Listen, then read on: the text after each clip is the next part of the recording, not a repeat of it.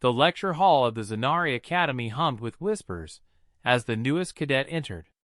Dozens of alien eyes, compound, faceted, slit, and glowing, focused on the lone human. Humanity was still new to the wider galactic union, and many species regarded them as reckless, fragile creatures from a dangerous death world. Cadet Elias Ward didn't seem to notice the stares. He set his data pad on the bench, adjusted his uniform, and gave a small nod to the towering instructor, Commander Varick. Today's lesson, Varick boomed, his voice reverberating through the scaled plates of his throat, is on predator management. You will learn not only theory but practice. In this hall, you will see live cubs from Class 5 apex predators. Touching them is strictly forbidden. They are to be observed, cataloged, and avoided. Do not touch. A barrier slid open. 6 cubs stumbled into the enclosure, furred, scaled, and feathered, their shapes as varied as their species. They yipped and squeaked, small jaws snapping with play fights. Even as cubs, their claws could rend softer flesh. The alien cadets shuffled back in unease, but Elias leaned forward, curious.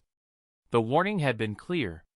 Every cadet knew stories of trainees who ignored it, stories that usually ended with trips to regeneration tanks or memorial services. But Elias couldn't help noticing something. The cubs weren't hostile. They were restless, nervous, missing something. One especially small cub, striped and sharp-toothed, let out a high-pitched whine. Its siblings ignored it, too busy wrestling. The sound tugged at Elias's instincts. Against better judgment, he crouched at the edge of the barrier. Human, Commander Varick snapped, his spines flaring. Step back. But Elias didn't. Slowly, he extended a hand.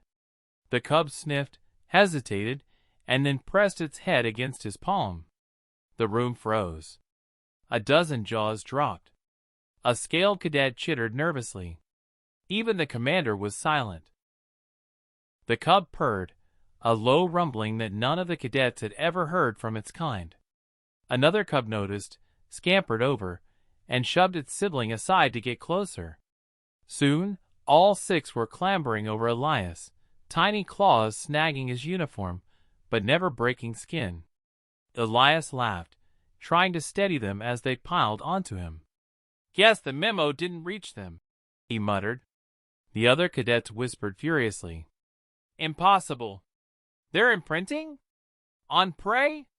Commander Varick thundered. Enough. Human, remove yourself immediately before. His order died in his throat as the cubs growled at him. Not playful growls, protective ones. They bristled, surrounding Elias, glaring at the massive instructor like a pack defending its own. Elias blinked. Huh? They don't want to let go. The commander's ridged brow furrowed. This was not just against protocol, it was against nature. These cubs should have seen the human as prey, or at least as irrelevant. Yet here they were, cuddling against him, refusing to release their grip. One cub even tried to climb onto his shoulder, pawing at his hair. Elias sighed and scratched behind its ear, earning a blissful chirp. The class dissolved into chaos.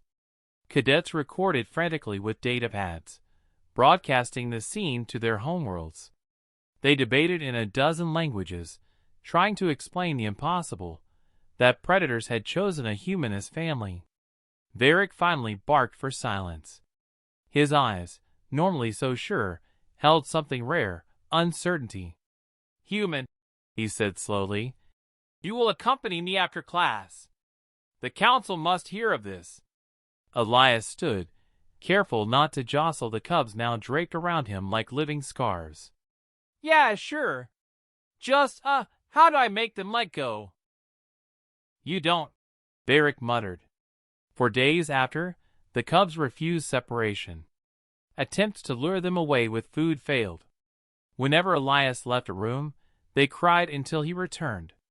When researchers tried to remove them, The cubs lashed out with teeth and claws, uniting in a frenzy until they were returned to him.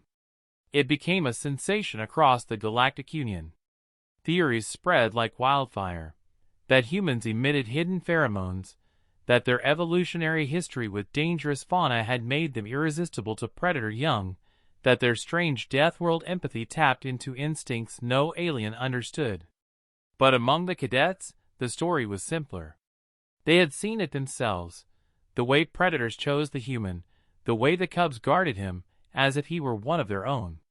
In whispered tones, they admitted the truth that none dared speak aloud to their commanders. Humans weren't prey. They weren't weak. They were something far stranger. And maybe, just maybe, that made them more dangerous than anyone had realized.